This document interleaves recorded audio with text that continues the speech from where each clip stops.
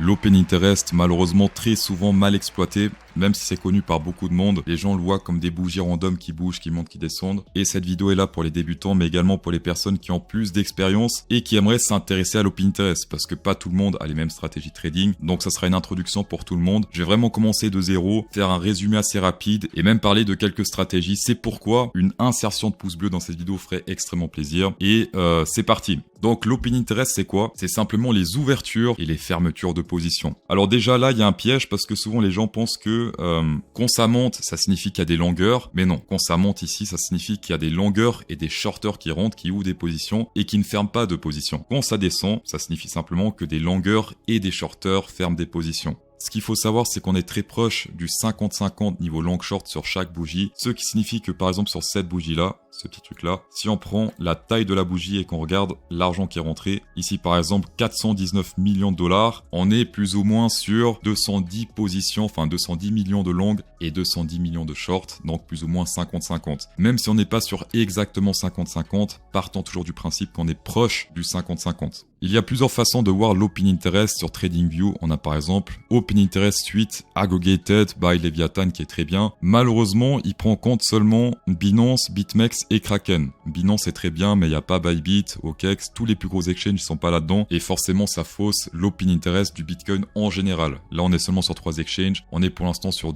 on le voit à droite ici, 8 milliards de dollars de positions ouvertes. Si on va ici sur CoinAlyze, c'est déjà plus intéressant, 30 milliards de dollars d'open interest. Donc simplement, pour faire ça, vous allez sur CoinAlyze, vous choisissez le coin en question, Bitcoin par exemple, et directement vous avez l'open interest qui est combiné avec Binance, Bybit, Huobi, OKEx, Deribit, Hyperliquid, Bitfinex, BitMEX, etc. Et là on est sur du 30 millions. Donc déjà plus intéressant que sur TradingView. Encore plus intéressant, c'est CoinGlass. Vous allez sur Superchart et vous mettez l'indicateur ici, ce nom-là, Aggregated Open Interest Candles. Et à droite, on peut voir que pour l'instant, on est sur du 66 milliards de positions ouvertes. Donc c'est celui-ci qui pour l'instant prend en compte le plus d'exchanges en compte. Donc selon moi, les données les plus intéressantes. Bien sûr, dans ce tuto, je vous fais également plaisir puisque vous avez 100 $ à remporter sur Bitfinex. Le winner de la vidéo précédente se print à l'écran. Et la question que je vous pose pour remporter 100 $ aujourd'hui, c'est plutôt simple. C'est de quelle manière utilisez-vous l'open interest? Est-ce que c'est pour voir les traders qui sont piégés, les supports, le sentiment? C'est à vous de le dire en commentaire. Ici, je suis sur le Bitcoin en 5 minutes et on va commencer par la première stratégie qui est simplement les supports et résistances. Quand il y a beaucoup d'ouverture d'open interest, comme par exemple ici ou là, dans le futur, ça peut faire office de support et de résistance. C'est bien beau de dire ça, mais après, le but, c'est de comprendre pourquoi. Parce que si on connaît la théorie sans la raison, bah c'est pas très bien. Donc là, simplement, j'ai mis en valeur les bougies qui sont plus grandes par rapport aux autres. Donc ici, on a deux, il y a celle-ci et celle-là, en 5 minutes.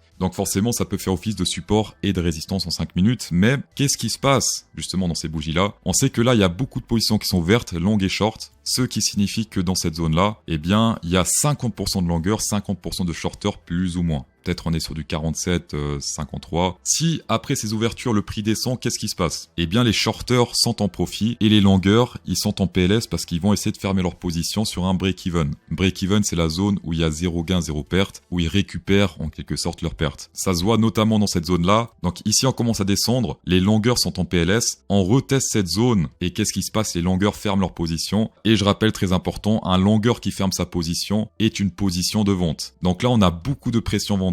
Et qu'est-ce qui se passe après? Eh bien, le prix se pète la gueule, tout simplement. Donc, je répète, ouverture de position, les longueurs sont en perte, les longueurs ferment leur position, une partie en tout cas, pas tous, puisqu'on peut voir que là, sur l'open interest, on n'a pas ravalé cette bougie. C'est-à-dire qu'il y a toujours une grosse partie de l'open interest, des gens qui ont ouvert leur position dans cette zone, qui sont encore dans le train, et après ces gens-là ferment leur position progressivement, ce qui fait encore plus chuter le prix. Autre exemple ici un petit peu plus spécial, on a beaucoup d'ouverture de position dans cette zone-là. Qu'est-ce qui se passe? On se pète la gueule, les longueurs en PLS comme avant, on remonte, on fait le break-even. Qu'est-ce qui se passe? Les longueurs ferment leur position et on se pète la gueule avant de retester. Là, c'est vraiment un petit trade qu'on a pu faire. Ce qui est un petit peu bizarre, c'est que l'open interest ne bouge pas tant que ça. Ça signifie qu'il n'y a pas vraiment de traders qui sont piégés pour l'instant. Les traders qui abandonnent, c'est vraiment l'open interest qui descend. Quand c'est horizontal comme ça, en général, ça signifie que les personnes qui sont rentrées là sont encore dans le game. Mais en tout cas, là, c'est vraiment un très joli short qu'on a pu faire après le retest. Cette résistance, je l'ai tracée avant la vidéo, avant que ça teste cette zone, et on peut voir que le trade aurait été juste magnifique.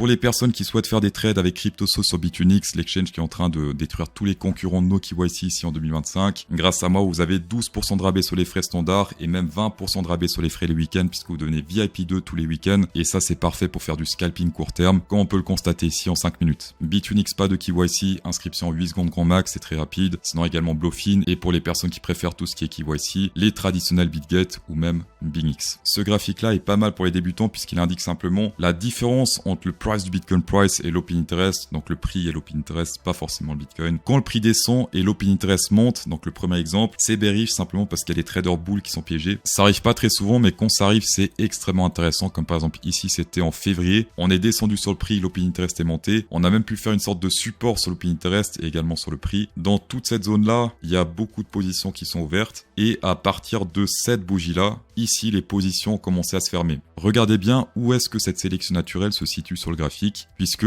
ce graphique-là et ce graphique-là n'ont rien à voir. Regardez bien, la bougie de sélection naturelle, c'était celle-ci sur le prix et celle-ci sur l'open interest. Et donc, si vous shortez dans toute cette zone-là, il n'y a aucune raison de sortir tant qu'on n'a pas de réelle sélection naturelle parmi les longueurs sur l'open interest. Donc là, si vous étiez en short, le premier TP, selon moi, aurait été sur cette bougie-là, donc celle que je viens d'entourer ici en rouge. Comme j'ai dit avant, ce scénario n'arrive pas très souvent, mais quand ça arrive, il faut vraiment en profiter. Et c'est ce que je fais. Le deuxième scénario, c'est le price qui monte et l'open interest qui monte. C'est en général bullish. Et c'est vrai. Ici, on peut voir le prix qui monte et les positions qui s'ouvrent, qui s'ouvrent, qui s'ouvrent. Et donc, il y a des shorters cette fois qui sont piégés, qui ne ferment pas leur position. Donc là, le premier take profit, c'est un petit peu différent par rapport aux shorters. C'est simplement quand on commence à voir que l'open interest ne monte plus. Quand il y a des ouvertures et des fermetures, ça signifie qu'on a les premiers gens piégés. Et en général, quand on voit ce genre de choses, c'est là qu'on prend le premier take profit si on est en long, donc plus ou moins dans cette zone-là. Ici, c'est pareil, j'aurais pris deux take profit, le premier plus ou moins dans cette zone-là, le deuxième dans cette zone-là. Donc une fois ici et une fois plus ou moins ici. Forcément, des fois, on a des pièges comme par exemple ici, là c'était contre Donald Trump, je sais plus ce qu'il avait fait, mais c'est un truc Donald Trump. On est monté et directement on est descendu très rapidement sur le Pinterest et pareil sur le prix. Ici par exemple, on n'a pas pu prendre des profits, c'est un petit peu dommage. Après, vous le savez très bien, aucune stratégie fonctionne à 100% puisque sinon tout le monde serait riche. En tout cas, riche rapidement. Le dernier, c'est le price qui descend et l'open interest qui descend, simplement parce que quand il y a beaucoup de personnes qui sortent du marché, c'est là où, en général, je m'intéresse au marché. Donc oui, c'est bearish sur du court terme, mais c'est à partir de là qu'il faut commencer à chercher des entrées pour faire du long, simplement parce que c'est là qu'il faut commencer à s'intéresser quand les gens s'intéressent plus. Et quand les gens s'intéressent, c'est là où il faut commencer à sortir.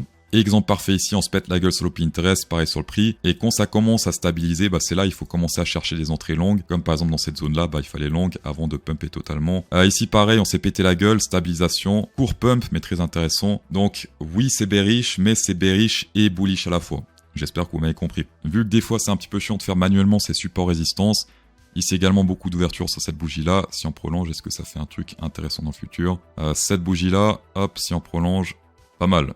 Une fois et même deux fois ici. Et pour l'instant à droite, on peut le voir ici, sacré hasard, on se fait rejeter une fois plus par cette résistance. Comment détecter les supports et les résistances plus facilement sans devoir tirer 10 000 traits sur le graphique? Il y a un outil sur CoinAlyze qui est plutôt intéressant. Donc là, je suis sur le Bitcoin USDT perpétuel Binance. Je vais mettre en 1 heure par exemple. On ferme ce truc qui est pas intéressant. On met indicateur, open.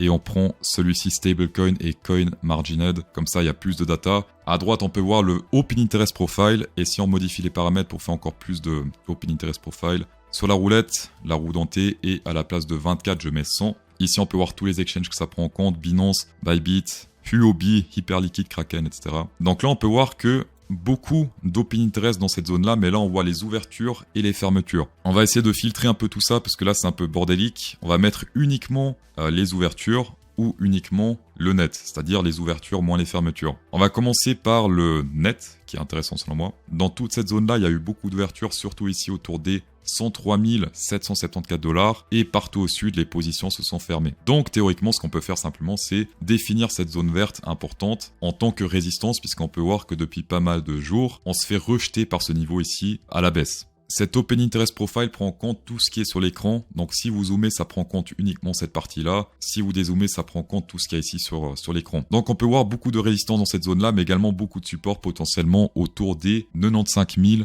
083 $. Ça également, c'est extrêmement intéressant et sous-estimé. Vous pouvez choisir entre le net et le positif. Il n'y a pas de bons et de mauvais indicateurs. Selon moi, les deux sont bons. Donc là, on voit uniquement les ouvertures, on voit pas les fermetures. Et le filtré, c'est vraiment le net. Donc les positifs moins les négatifs. Les deux sont plus ou moins pareils. Mais si j'avais vraiment le choix entre un des deux, je pense que le net serait plus intéressant. Bien sûr, l'Open Interest, ça fonctionne avec tous les coins. Là, il faut que je reconfigure malheureusement, mais c'est assez facile. Open Interest, coin, margined. 100.